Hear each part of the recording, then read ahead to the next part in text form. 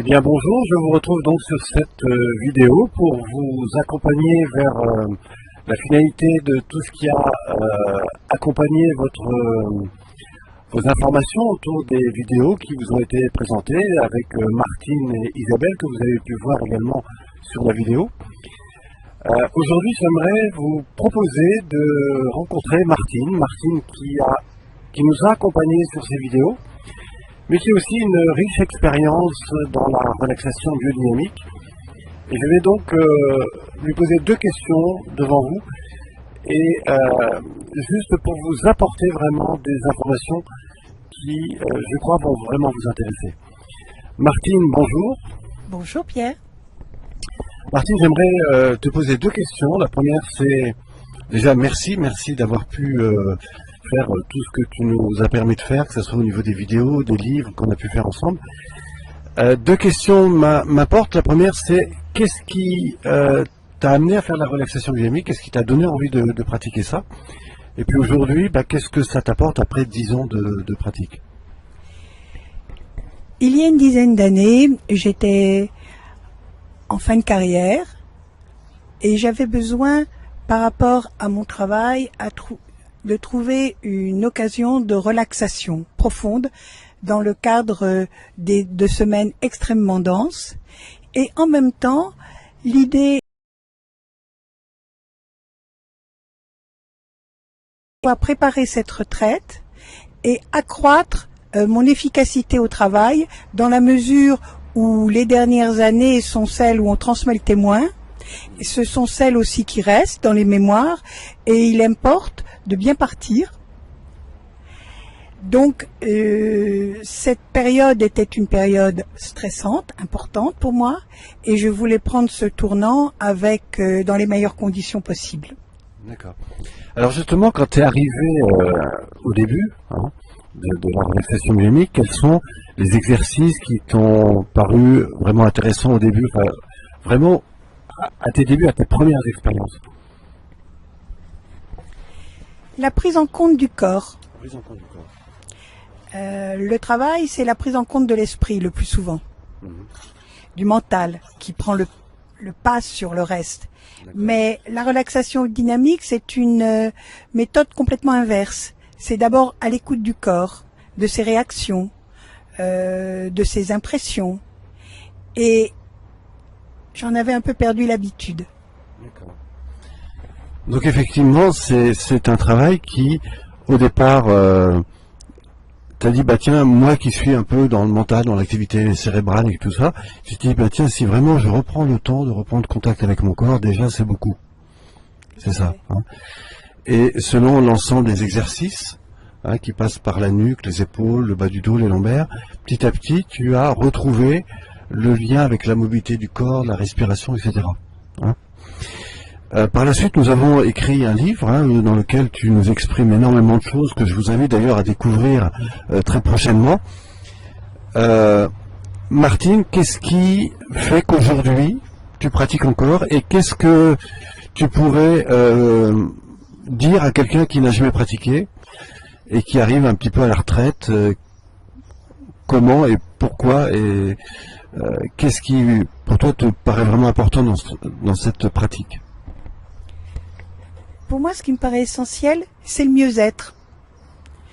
Après une séance de relaxation biodynamique, je suis toujours mieux qu'en la commençant.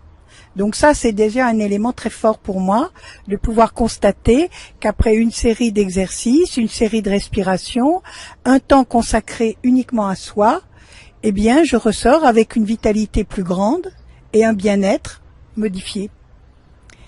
D'accord. Oui, en fait, ce qui se passe, c'est que au cours des pratiques, à la fois on va reprendre contact avec le corps, on va reprendre conscience de sa respiration, mais surtout on va recréer une réoxygénation du corps, ce qui fait que, en fait, au terme de la pratique, on est à la fois dans une présence au corps, mais comme on a travaillé son corps dans la mobilité, dans la respiration, du coup on a réoxygéné son corps, on a réoxygéné son sang, ce qui à la fois nous permet de se sentir à la fois calme et détendu, et en même temps très tonique. Je crois que c'est ça que tu veux dire? Oui, il y a un triangle vertueux qui s'installe entre le corps, l'esprit et la dynamique. Et dès l'instant où ces 3 éléments sont pris en compte, eh bien forcément le mieux-être est là.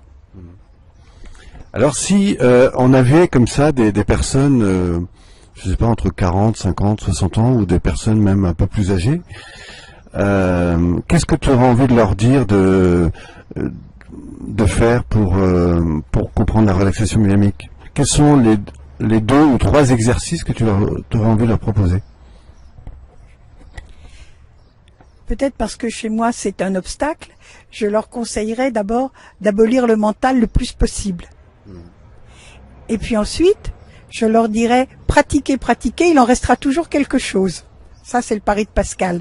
Mais dans le concret, je dirais que il faut laisser aller son corps, que la recherche de la performance n'est pas importante. Ce qui est important, c'est la recherche de la sensation, du rapport qu'on a par rapport à un exercice donné et des sensations que ça éveille chez soi. À chaque exercice, l'éveil est légèrement différent que celui de la fois d'avant. Et c'est cette dynamique qui permet de mesurer d'une part le chemin parcouru et d'autre part de s'assurer qu'on est dans la vérité, c'est-à-dire dans la justesse du mouvement. Les mouvements sont parfois un peu techniques. Si on les fait pas d'une manière performante, c'est pas grave. Ce qui est important, c'est de les faire en les ressentant. Et c'est au niveau du ressenti qu'on peut voir que le mouvement a été efficace ou pas. D'accord. Ben écoute Martine, merci de tout ce témoignage. Je crois que tu développes d'autres choses aujourd'hui, en parallèle. Tu voyages beaucoup, il me semble que tu vas en Inde, tu vas dans l'Himalaya et tu accompagnes des personnes en difficulté sociale, etc. là-bas, c'est ça?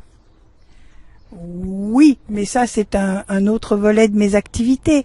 Mais quelles que soient les techniques, je crois que de les appliquer, et celle de Pierre s'adapte parfaitement à la mentalité occidentale, il faut les vivre, au-delà de les lire, et que c'est ça qui est important.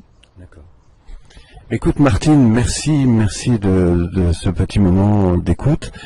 Merci à vous d'avoir suivi cette information.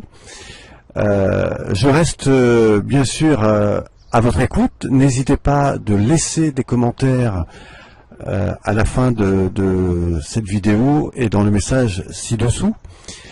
Je vous rappellerai très bientôt pour des nouvelles informations où là je vous apporterai des choses tout à fait nouvelles que je vous ferai découvrir très bientôt. Merci à vous.